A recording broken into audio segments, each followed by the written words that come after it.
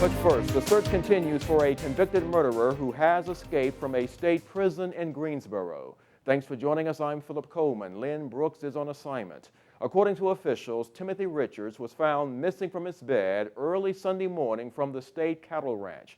WVUA's Jennifer Edwards has more. Police are looking for 42-year-old Timothy Richards.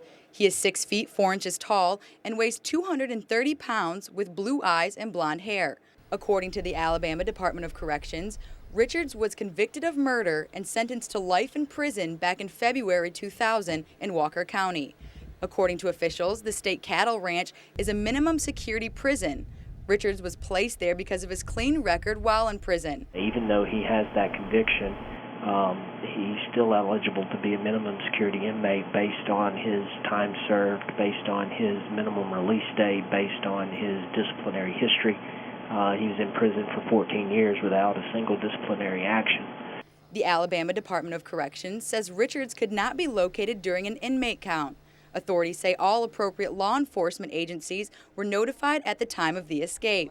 We've put out a bolo to be able to look out for all over the state. Primarily, it's the U.S. Marshals Gulf Coast Regional Fugitive Task Force, and we actually have 3 officers that are assigned to that task force, along with other law enforcement agencies around the state. They make up that Marshals Task Force, and it's a priority for us through the Marshals Task Force to continue the search and to find this inmate.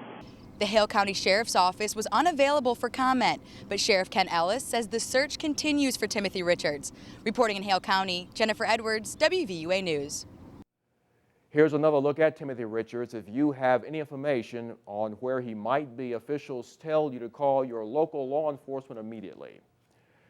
Meanwhile, the medical report has come in for the case of Trey Jones, who fell into the Black Warrior River last week.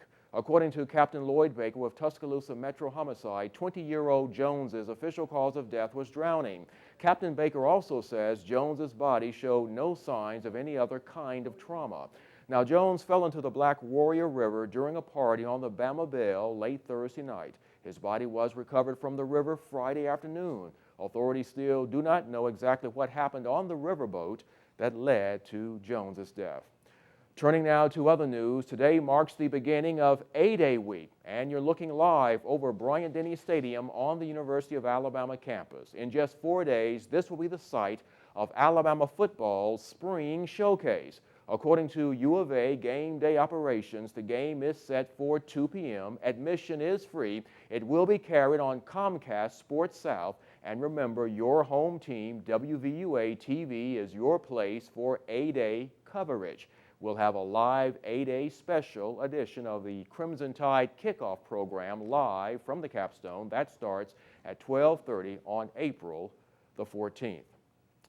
Tuscaloosa businesses are also gearing up for the annual A-Day game. The Alabama Bookstore is one of the retailers that sees an increase in traffic during the spring game. Owner David Jones says they have been busy stocking up for this biggest football weekend since the national championship game. Jones told us he gives Coach Saban credit for the big A-Day game crowds.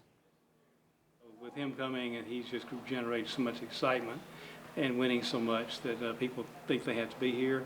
And people who can't get a ticket for the season, they can come to this game and be part of the process. And Jones also says that A-Day is the last big weekend to sell Alabama gear until prospective students start touring the campus during May.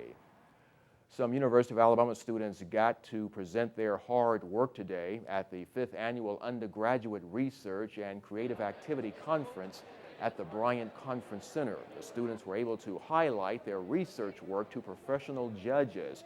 Every U of A college contributed, from the School of Engineering to the College of Performing Arts, and there were over 400 participants, and the winners received prizes.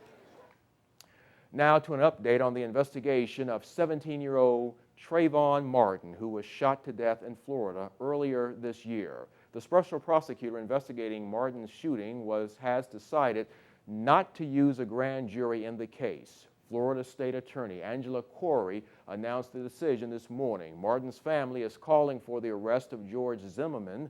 Zimmerman is the neighborhood watch volunteer who told police he killed Martin in self-defense. Now, the Martin family attorney has released a statement saying there should be enough evidence without going through a grand jury. Now, back here in West Alabama, a group of students at the Tuscaloosa Center for Technology are making sure one of their fellow students has everything she needs to complete school assignments at her home. Yasmin Williams is a 7th grader at Echols Middle School diagnosed with cerebral palsy. Her mother asked a carpentry class at TCT for help, and the class got to work with donated materials, creating a desk where Yasmin can stand, study, eat, or do therapeutic exercises. The teacher in charge of this class says this was a heartfelt project for the students, also for himself.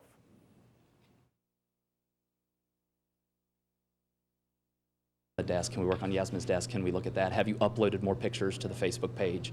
So the students really engaged it. They wanted to be a part of it and took a great level of care onto the quality of the cuts, onto the effort that they put into it. It wasn't just something that they just ran through a saw and then stuck together and then painted. It was of great care and great detail.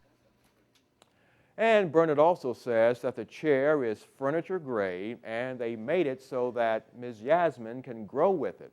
As for Yasmin, she says that when she does grow up, she wants to be a high school teacher.